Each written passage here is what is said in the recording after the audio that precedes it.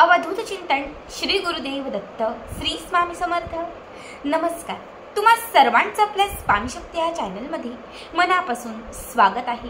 स्वामी तुम्हा सर्वांच्या सर्व चांगल्या इच्छा पूर्ण करोत एवढीच स्वामींच्या चरणी प्रार्थना करते आणि आपल्या आजच्या या नवीन आणि सुंदर व्हिडिओला पुन्हा एकदा नव्याने सुरुवात करते। मग तर बघाच 22 ऑगस्ट गुरुवार। खरं तर आज असणारा गुरुवार हा श्रावण मासातील तिसरा श्रावणी गुरुवार आहे। आज गुरुवारच्याच दिवशी या श्रावणातील पहिली संकष्टी चतुर्थी आलेली आहे। त्यामुळे आजचा दिवस, आजचा गुरुवार हा अत्यंत महत्त्वाचा आहे। विशेष करून उपाय आणि सेवा करण्यासाठी आजचा दिवस हा सर्वात मोठा आहे। मी मागच्या काही व्हिडिओमध्ये आज असणाऱ्या गुरुवारच्या आणि आज असणाऱ्या संकष्टी चतुर्थीच्या असंख्य सेवा सांगितलेल्या आहेत। मात्र आत्ताच्या या व्हिडिओमध्ये मी तुम्हाला याच गुरुवारी करावायचा एक अत्यंत प्रभावी उपाय सांगणार आहे। हा उपाय फक्त एक गुरुवारी तुम्हाला करायचा आहे। एक गुरुवार हा उपाय करा, पुढचा गुरुवार येण्याच्या आत या उपायाचा चमत्कार पहा।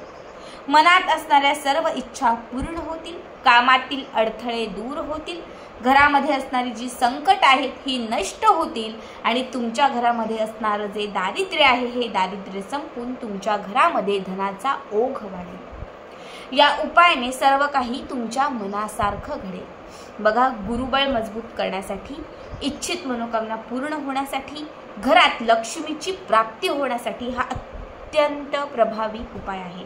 हा उपाय आपल्याला गुरुवारच्या दिवशी म्हणजे आज गुरुवारच्या दिवशी संध्याकाळी 6च्या पुढे रात्री 12च्या आत कधीही करता येणार आहे। आता नक्की कुठला उपाय आहे, काय उपाय आहे, दिवा कुठे लावायचा आहे, दिव्यात कुठली वस्तू अर्पण करायची आहे, हे सगळं काही मी तुम्हाला पुढे सांगणार आहे।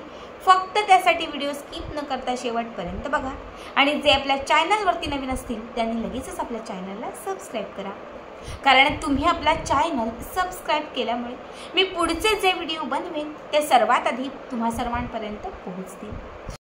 बघा, या उपायासाठी आपल्याला एक दिवा लागणार आहे। दिवा जो आहे तो आपल्याला कणकेचा बनवून घ्यायचा आहे आणि हा दिवा चौमुखी असला पाहिजे। कणकेचा दिवा हा सर्व दिव्यांमध्ये सर्वश्रेष्ठ मानला जातो आणि उपाय सेवा करण्यासाठी हा दिवा अत्यंत महत्त्वाचा असतो।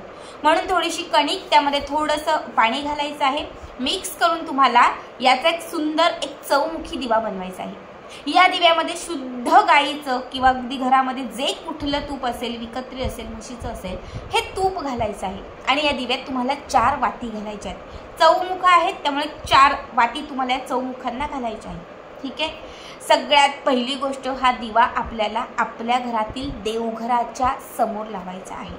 आपण जो संध्याकाळी दिवा लावतो देवघराच्या समोर, तुळशीच्या समोर, हा दिवा वेगळा आणि हा उपाय सेवेसाठी जो दिवा लावतो हा दिवा वेगळा।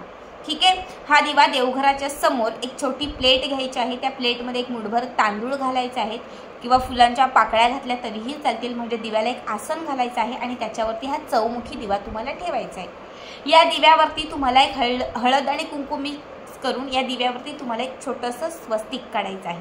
ठीक आहे। यानंतर आपल्याला एका छोट्याशा वाटीमध्ये एक छोटीशी वाटी घ्यायची आणि त्याच्यामध्ये पिवळं केशर घालायचं। पिवळ्या रंगाचं, ऑरेंज रंगाचं जे केशर भेटतं त्यापैकी पिवळं केशर, सोनेरी केशर जे असतं हे पिवळं केशर त्या वाटीमध्ये घ्यायचं आणि त्याच्यामध्ये थोडंसे कणभर, एक किंचित पाण्याचा थेंब घालायचा आणि त्यामध्ये हे पिवळं केशर मिक्स करायचं, जेणेकरून ते थोडंसं मिक्स झाल्याने त्याचा रंग जो आहे हा रंग अजून थोडासा डार्क होईल आणि ते थोडंसं ओलं होईल। आता याच्यामध्ये हे पिवळं जे केसर आपण ओलं केलेलं आहे याच्यामध्ये तुम्हाला 7 खडीसाखरेचे तुकडे घालायचे। खडीसाखर ही बारीक असावी, खूप मोठी किंवा मध्यमही नसावी। तर जी छोटी खडीसाखर असते, प्रसादासाठी कुठेही ठेवलेली असते बघा, अशी छोटी खडीसाखर तुम्हाला घ्यायची आहे।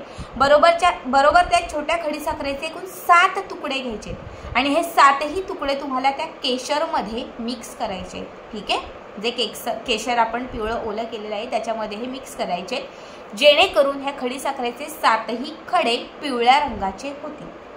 आता एक 5 मिनिटभर हे मिक्स करा। त्याच्यानंतर पहिला खडीसाखरेचा खडा उचलायचा आहे, या 3 बोटांमध्ये हा खडीसाखरेचा खडा घ्यायचा आहे आणि मनात एक इच्छा धरायची आहे। त्यानंतर आपल्याला आपल्या गुरूंचं, आपलं जे इष्टदैवत आहेत त्यांचं स्मरण करायचं आहे। आता आपण श्री स्वामी समर्थ महाराजांना मानतो।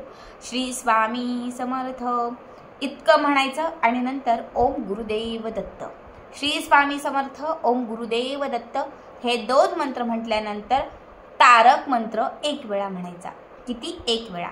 श्री स्वामी समर्थ, ओम गुरुदेव दत्त आणि 1 वेळा तारक मंत्र हे 3 स्तोत्र म्हणून हा खडीसाखरेचा खडा त्या दिव्यात घालायचा. म्हणजे त्या दिव्यात आपण जे तूप घातलेलं आहे या तुपावरती हा खडा घालायचा. पुन्हा दुसरा खडीसाखरेचा खडा त्या केशरात मिक्स करून या 3 बोटांमध्ये घ्यायचा. पुन्हा एकदा गुरूंचं इष्टदैवतांचं स्मरण करायचं. पुन्हा एकदा एक मनात इच्छा धरायची, श्री स्वामी समर्थ, गुरुदेव दत्त आणि श्री स्वामी समर्थ महाराजांचं जे तारक मंत्र आहे, निशंक होई रे मना, निर्भय होई रे मना, हा जो तारक मंत्र आहे हा पूर्ण तारक मंत्र म्हणायचा आणि त्याच्यानंतर हा खडीसाखरेचा खडा पुन्हा त्या दिव्यामध्ये अर्पण करायचा. असे तुम्हाला 7च्या 7 खडीसाखरेचे जे घेतलेले खडे आहेत हे अभिमंत्रित करत त्या दिव्यात अर्पण करायचे आहेत. आणि 7ही खडे अर्पण करून झाल्यानंतर हा दिवा रात्रभर असाच देवघरात प्रज्वलित ठेवायचा आहे, पेटता ठेवायचा आहे. जेव्हा तुम्ही सकाळी उठाल, स्वच्छ स्नान वगैरे कराल, तेव्हा बघाल तर या दिव्यामध्ये घातलेले खडीसाखरेचे खडे हे तुपासोबत बहुतेक विरघळलेले असतील. जसे हे केशर घातलेले खडीसाखरेचे खडे खरं तर तुम्ही त्या दिव्यात अर्पण कराल, तसे तुमच्या आयुष्यामध्ये असणारं जे दारिद्र्य आहे ते नष्ट होईल. तुमचं खराब असणारं, कमकुवत असणारं गुरुबळ जे आहे ते मजबूत होईल. पिवळा रंग हा आपल्या गुरूंचा किंवा पिवळा रंग हा श्री स्वामी समर्थ महाराज, दत्त महाराज आणि भगवान श्री विष्णूंचा रंग मानला जातो. जेव्हा तुम्ही या पिवळ्या केशरमध्ये ही खडीसाखर अभिमंत्रित करून त्या दिव्यात अर्पण कराल आणि जसा हा खडा त्या तुपात विरघळत जाईल, तसं तुमच्या घरामध्ये असणारी संकट जी आहे ती तुमच्या घरातून नष्ट होतील, विरघळत जातील. तुमच्या जीवनामध्ये असणारी जी दरिद्रता आणि गरिबी आहे ती कुठेतरी समाप्त होत जाईल. तुमच्या घरामध्ये असणारी जी काही वाईट बाधा असेल, वाईट शक्ती असेल तर ती नष्ट होत जाईल.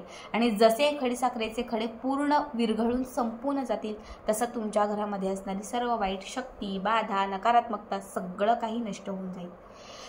दुसऱ्या दिवशी जेव्हा तुम्ही सकाळी उठाल तेव्हा हा दिवा तुम्हाला तिथून उचलायचा आहे आणि हा दिवा एखादं मोठं झाड असेल तर त्या झाडाखाली ठेवायचा आहे.